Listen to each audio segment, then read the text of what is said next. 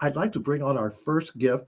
Longtime Vermont friend and follower, it's Kimberly DuBrul. Come on in, Kimberly. Hey, here I am. Yes, you Hi, are. Amber. You're trying to outsparkle me tonight. I want to join you in the sparkles. Oh, we can never have too many sparkles. That's what I'm thinking. No, never. So, Kimberly, how would you describe what you do or who you are? Well, who I am, well, we could be here all night, but what I do is I'm a business life and mindset coach. I've been coaching for about 18 years, so I'm an old lady in the business. Back when I started, nobody even knew what it was. They were like, which sport, football or basketball? So I help people really reach their potential. I support them, I encourage, and I hold them accountable because, we all say we want to do certain things, but when no one is asking us, hey, did you do that thing? And I'm a neutral person who only believes in you. So it's a little different relationship than people have with really anyone else in their life. So, who are your typical clients? I have clients who are men and women, and a lot of them are business people. I do have some people who are just doing life coaching kinds of things, like wanting to make their life better in some way. But they're all usually in business or working, and we look at all the areas of life. So it really is almost anybody. So my favorite clients are just really the ones who want to make changes and they're willing to do the work. So, was your business affected by last year, 2020? Yeah, so I'm one of those people that, maybe you want to plug your ears. I had a great year last year. In fact, people need coaches more now than ever. And I've always had this goal to try to get most of my business, if not all of it, to be done virtually. And it became a must. So I just quickly switched over to virtual. And it has been, even like being here tonight, it's a lifesaver. It's so much easier and calmer to get to things and to show up without running around. I'm not missing the running around. I can imagine. So, what was different about last year? What were people's concerns? How did that change last year? I think people were really thinking about making changes. We heard the word pivot a whole bunch, so that was that was the cool word. But I think people felt finally like the freedom to say, I've always wanted to do this, or I had this idea, and there was more permission, so to speak, from the world to, almost anything could go. Nothing was called crazy anymore. Everything was so uncertain. It's like, well, who am I to tell you can't do that? The world is upside down. And there's a new acronym that I love. It's called FOPO. Have you heard that one yet, Amber? No. FOPO is fear of people's opinions.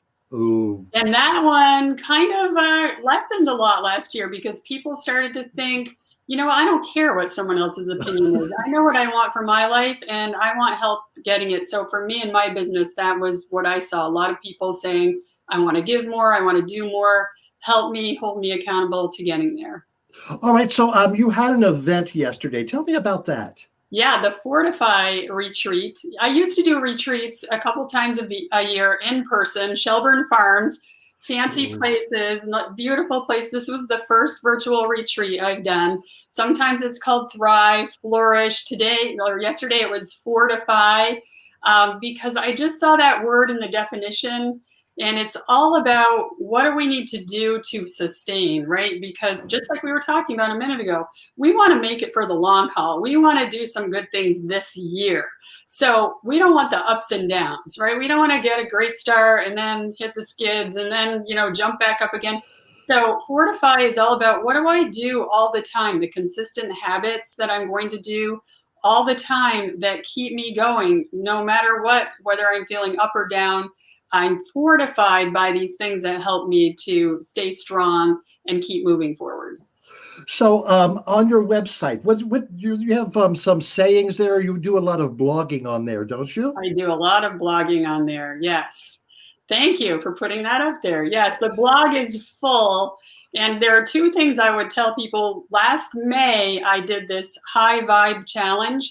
So there is a blog post for every day in May. You can do it anytime, though. It's a 30-day challenge with ideas about how to keep yourself high vibe, because that was one of the things that just came up for me last year, is just to keep your vibe up and not get into those lower level emotions that suck us dry.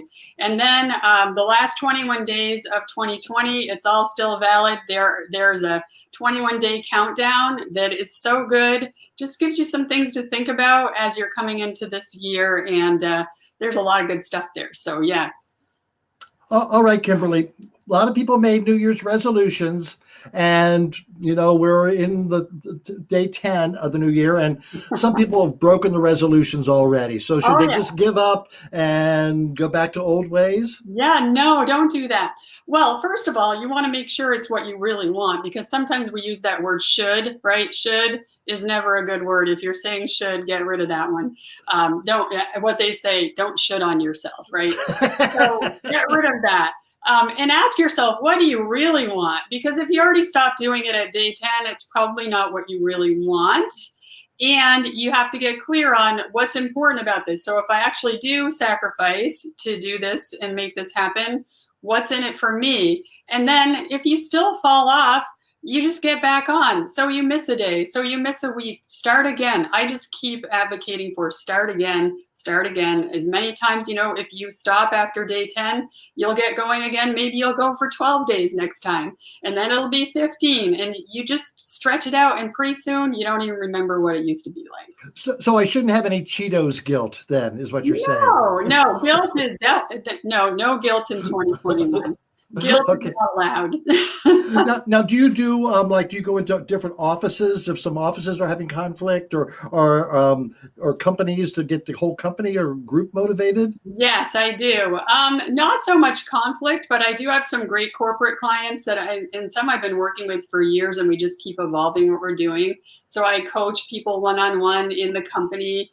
And I also do group lunch and learns. We like lunch and learns, and I do a lot with character strengths. And so we do things like that. And then I have my one-on-one clients that could be really coming to work on almost anything. And then I put on my own stuff like the retreat and 30 Days of You is a program I put out there. So I'm just always throwing spaghetti out there because I have so much in me I want to share with people. So it's always something new and inviting people in lots of different ways. All right, very good. Well, Kimberly, thank you so much. And if people want to get in contact with you, we put your website up there, and we'll make sure it's on at the end as well. Thank you so much. Thank you so much. Come on back for the quiz. We'll talk to you later. Happy New Year. I can't wait for trivia. I'm ready. All right. Thank you. Thank you. Yeah. Oh, man, we all need some help, don't we? And Kimberly's a good person to give us that little boost when we need it. So thank you, Kimberly. That was really exciting.